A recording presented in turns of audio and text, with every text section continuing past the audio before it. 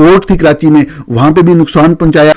वहां पे मतलब है कि जिस तरह वो तेल का जो टैंक में आग शाग लगी, वो 4 दिन तो आग नहीं बुझ सकी और उसका धुआं पूरे कराची शहर में फैला हुआ था।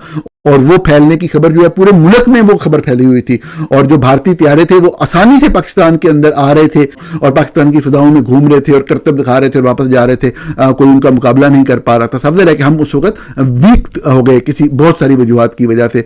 तो वो एक नेशनल ह्यूमिलेशन थी। एस विक्रांत ने मिसाइल और ड्रोन हमला किया था मलिर कैंट में, और आप तो मलिर में भी रहे हैं, तो मलिर कैंट कराची में शायद सबसे बड़ा कैंटोनमेंट है। तो आप इसको क्या कहेंगे कि ये झूठी खबर है कि वाकई वहां पे हमला हुआ था? नहीं आरिफ भाई, इसमें बिल्कुल सदाकत है। मैंने फोन करके खुद भी इसको मालूम किया है, इसको वेरीफाई किया है। आपको पता है हम कोई पाकिस्तानी मीडिया से नहीं है, हम यूरोप में रहते हैं। अगर हम कोई बात कहते हैं तो वसूख से कहते हैं, हमें उनके कॉन्सिक्वेंसेस का भी पता होता है। आप भी यूरोप में हैं, आपको भी पता है।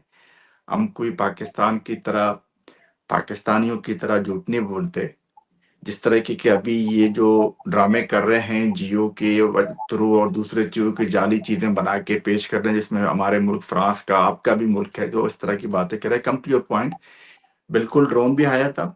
ड्रोन गिरा था शराफी गोट में। मलिर के साथ एक इलाका है थोड़ा बहुत दूर, शराफी गोट, और उसके साथ अजरबैजान पाकिस्तान के साथ खड़े रहे इस पाक भारत कह लीजिए के कॉन्फ्लिक्ट में, या फिर इस पाक भारत की जो लड़ाई चल रही थी उसके अंदर। तो उससे नाराज होकर भारत की गवर्नमेंट ने या भारत के लोगों, गवर्नमेंट में कल गवर्नमेंट ने जो है वो ये कहा है कि उनके लोग जो है भारत में ये कहा गया है कि अवॉइड करें किसी भी तरह की ट्रैवलिंग। जो अगर ट्रैवल उन्होंने करना हो या टूरिज्म के लिए जाना हो तो वो अजरबैजान, चाइना और उसके साथ साथ टर्की जाने को अवॉइड करें, ताकि मर्यादाएं हैं कि जो उन्होंने किया है वहीं पे उन्होंने मार दिया। अब आपने देखा, फिर ये मैं उस तफसील में नहीं जाना चाहता।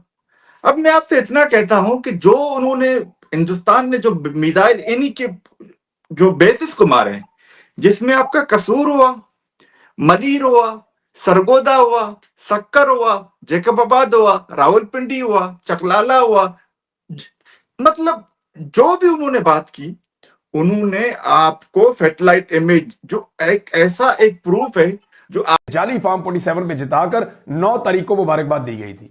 ये उस वक्त से हर शिकस्त के ऊपर, हर हार और हर नाकामी के ऊपर मुबारकबाद देता है। यानी हर चीज को फार्म 47 की तरह देखते हैं। लेकिन ये रियल वर्ल्ड है, यहां रियल लड़ाई हो रही है। कोई लीडर वाली बात नहीं की, कोई तदब्बर वाली बात नहीं की। और आपका डीजी आईएसपीआर क्या कह रहा है, वो टोटल डिफरेंट स्टेटमेंट है।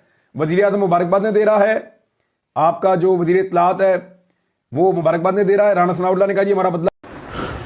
हेलो, तो जैसे कि आप जानते हैं कि भारत ने किस प्रकार से पाकिस्तान के ऊपर अटैक किया है। देखिए, जैसे कि आपने मीडिया में देखा, पाकिस्तान की मीडिया में बोल रहा है बंदा कि भाई भारत ने जो अटैक किया था वो 5 दिन तक आग बुझ चलती रही है, यानी आग बुझी नहीं है वहाँ पे। एक ख़तरनाक इस तरीके का अटैक किया था भारत ने। साथ साथ उनका ये भी कहना है कि पाकिस्तान वाले बोलते हैं हम जीत गए। अटैक कराची पूरा टूटा फूटा पड़ा है दोस्तों। और वहाँ के जो लोग हैं, जो एक बलूच का था, वो पूरा वहाँ का वाक़या बता रहा था कि भाई ऐसे ऐसे हुआ था, भारत ने कहाँ कहाँ पे वो किया था। लेकिन दोस्तों, पाकिस्तान वाले अब मनगढ़ंत कहानी बना के लोगों को बेवकूफ़ बना रहे हैं। उसने साफ तौर पे कहा है कि ये लोगों को बेवकूफ़ बना रहे हैं, इनकी आर्मी ने कुछ नहीं कहा, कुत्ते की तरह मारा इनको इंडियन आर्मी ने।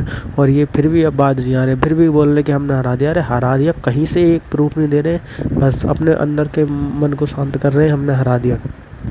कहीं इन्होंने एक प्रूफ नहीं दिया, कुछ नहीं दिया, बस पब्लिक के सामने अनाउंस कर दिया हम जीत गए। तो दोस्तों, अगर आपको वीडियो अच्छा लगा है तो आके देखते वीडियो में क्या हुआ है। जो नर्सरीज हैं वो आपको पता है, जो पिंडी में है, सियालकोट में, जहां पे इंडिया ने अभी किया है। To come to the point, जब ये पुलवामा का वाकया हुआ था 22 तारीख को, तो ये एक गैर इंसानी अमल था, तो वहशियत थी। जो ये एक होता है कि किसी को मजहब के नाम पे उसकी बेहरमती करके, तो ये हर किसी को दुख होता है। तो हिंदुस्तान के लोगों ने या हिंदुस्तान की जनता ने जो डिसाइड किया इन पे, जो फिर भी हिंदुस्तान की जनता, देखो वहां पे एक सनातन धर्म जो है वो एक पीस की और शांति की अलामत है। उन्होंने फिर भी उन्हीं जगहों को टारगेट किया जो वहां पे दहशतगर्द पड़ते हैं, दहशतगर्दी होती है। नहीं तो उनको पहले अगर करना होता तो पहले ही इन्हीं को मार देते, टारगेट करते।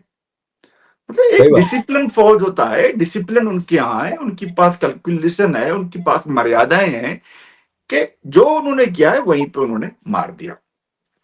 अब आपने देखा, फिर ये मैं उस तफसील में नहीं जाना चाहता। अब मैं आपसे इतना कहता हूं कि जो उन्होंने, हिंदुस्तान ने जो मिसाइल इन्हीं के जो बेसिस को मारे हैं, जिसमें आपका कसूर हुआ, मलीर हुआ, सरगोदा हुआ, सक्कर हुआ, जैकबाबाद हुआ, रावलपिंडी हुआ, चकलाला हुआ, मतलब जो भी उन्होंने बात की, उन्होंने आपको सैटेलाइट इमेज, जो एक ऐसा एक प्रूफ है जो आप भी देख सकते हैं, मैं भी देख सकता हूं। ये कोई फ्रॉजरी नहीं होती है, आप समझ सही रहे हैं बात। मेरी बात को।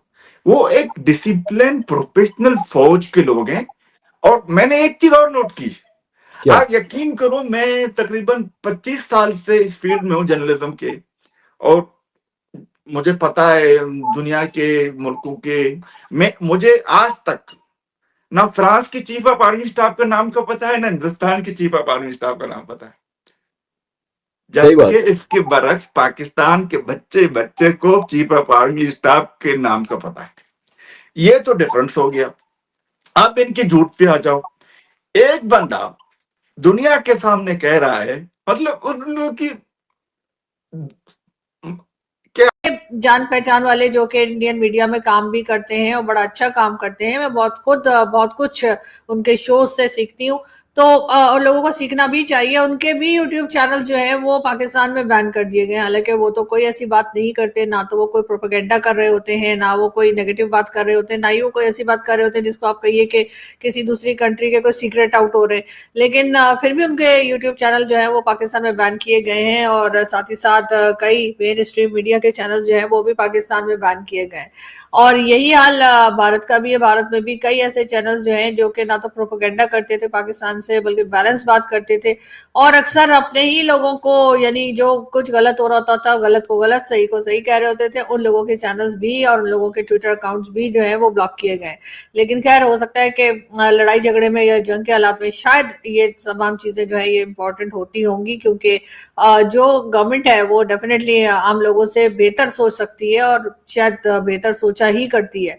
लेकिन आई विश के ये जो इश्यूज हैं ये सॉल्व हो जाए, और हमारे यहाँ जो जिन लोगों के चैनल्स बैन किए गए हैं पाकिस्तान की तरफ से भारत के लोगों के, आई विश के वो भी जल्दी ही उनको रिस्टोर कर दें, दोबारा से उनको जो है अनब्लॉक कर दें, और यही जो है वो भारत की तरफ भी लोग उम्मीद लगा के बैठे हैं। लेकिन खैर, ये काम कब होगा कब नहीं होगा कोई नहीं जानता, और ना ही कोई बता सकता है। लेकिन हाँ, ये जरूर है कि बहुत सी ऐसी आवाजें जो कि हिंदुस्तान की पाकिस्तान में सुनी जाती थी और सुनी जानी चाहिए, उनको भी ब्लॉक किया गया है, और ऐसा ही कुछ भारत ने भी किया है। इसके साथ साथ जी कहा यह गया कि चाइना, टर्की और उसके साथ अजरबैजान पाकिस्तान के साथ खड़े रहे इस पाक भारत कह लीजिए।